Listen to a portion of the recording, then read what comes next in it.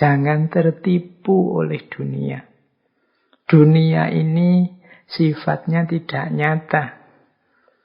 Tidak pasti ada.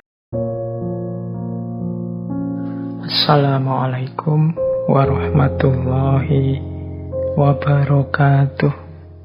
Teman-teman, kita lanjutkan lagi ya ngaji filsafat kita.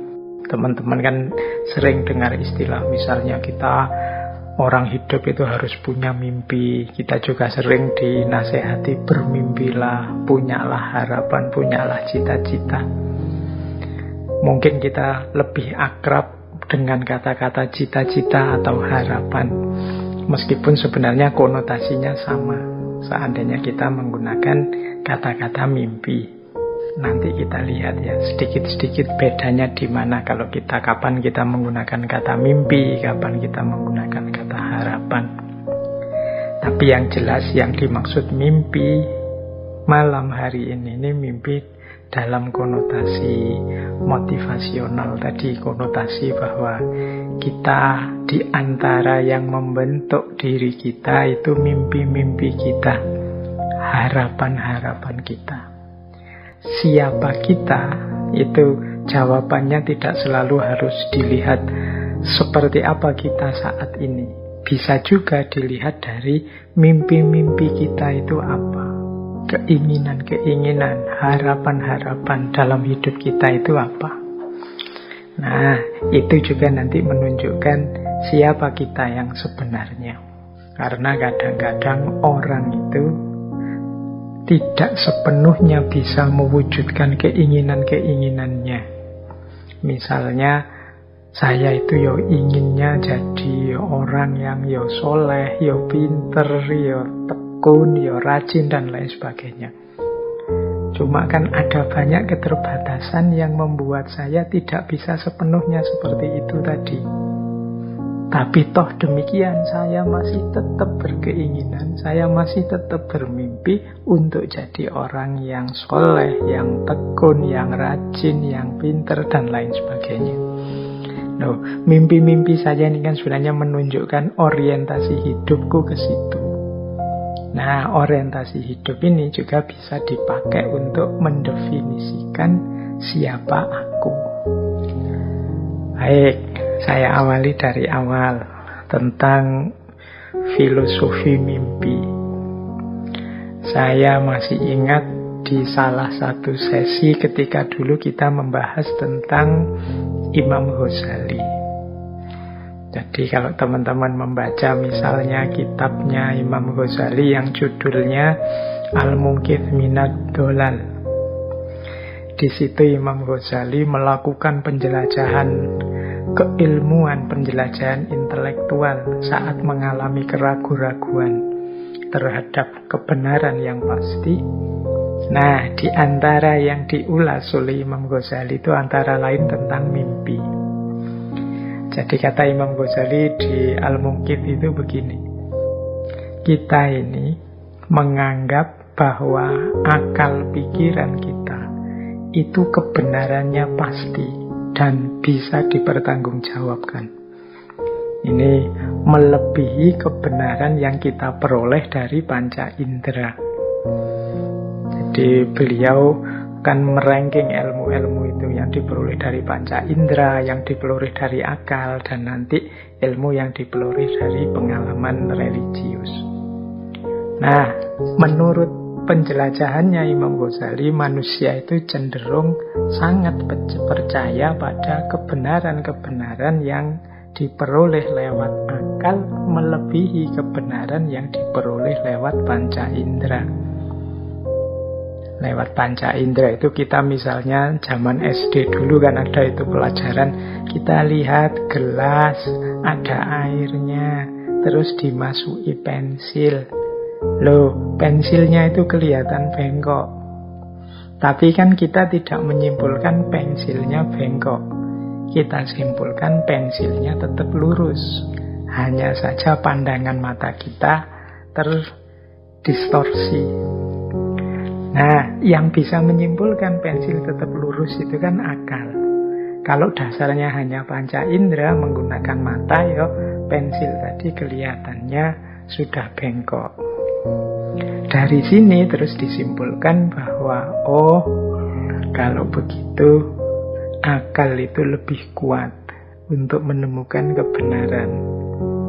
Tapi ternyata akal juga banyak kelemahannya. Antara lain dalam hal mimpi ini. Jadi ini uraian di kitab itu ya tentang mimpi. Jadi kita itu saat mimpi, itu kan akal kita juga bekerja. Kita memahami, kita mencerna hal-hal yang kita temui dalam mimpi. Saat itu kita yakin bahwa kita ini benar. Saat mimpi itu yang saya lihat itu sebagaimana saya alami. Jadi akal kita jalan, kita tanggapi apa saja dalam mimpi sebagaimana saat kita bangun. Jadi misalnya kalau kita mimpi nyebrang jalan, kita beneran minggir biar tidak ketabrak mobil. Saat mimpi itu kita mimpi melakukan apa, kita gunakan logika persis seperti saat kita bangun. Dalam mimpi itu kita merasa ini benar, ini pasti yang benar. Tetapi begitu kita bangun, ternyata terus kita sadar, ternyata yang mati-matian aku anggap benar dalam mimpi itu, begitu sadar baru aku tahu ternyata itu hanya ilusi. Ternyata itu tidak nyata.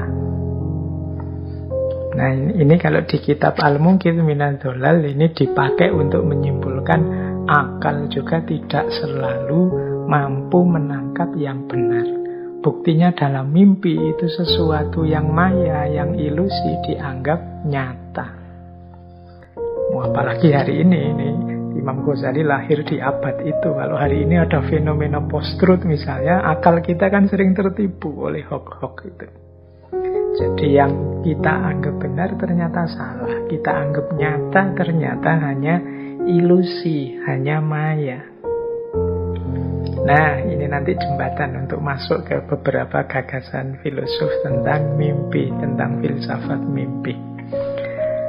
Nah, dari sini kemudian muncul pandangan bahwa sebenarnya hakikat hidup kita di dunia ini itu seperti mimpi. Yang kita anggap nyata, konkret, apa adanya, realistis dan lain sebagainya, itu kan yang kita hadapi hari ini.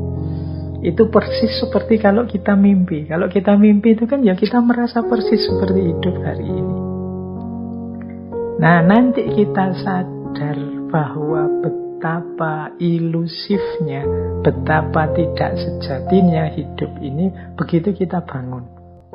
Nanti beberapa sufi menjelaskan orang bangun itu waktu kita nanti sesudah kita meninggal masuk ke alam barzah, alam yang lebih sejati, baru kita sadar betapa dunia itu tidak penting, betapa dunia itu sifatnya maya, sifatnya ilusi saja.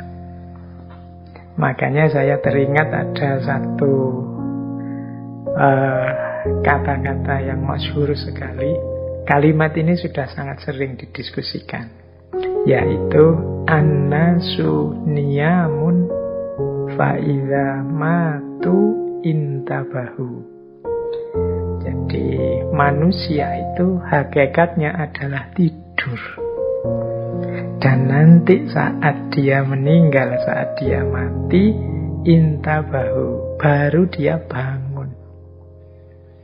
Kita hidup di dunia ini, hari ini kan rasanya ini hidup beneran Pak, serius Pak. Saya juga sakit, saya juga gembira, jatuh bangun, nyata ini Pak, konkret. Persis sama ketika kita ngalami mimpi. Dalam mimpi kan kita juga begitu. Kita kalau sedih dalam mimpi nangis beneran. Kalau senang ketawa beneran. Tapi begitu kita bangun, baru kita sadar, walah ternyata tangisanku tadi malam itu tidak sejati, wong cuma mimpi.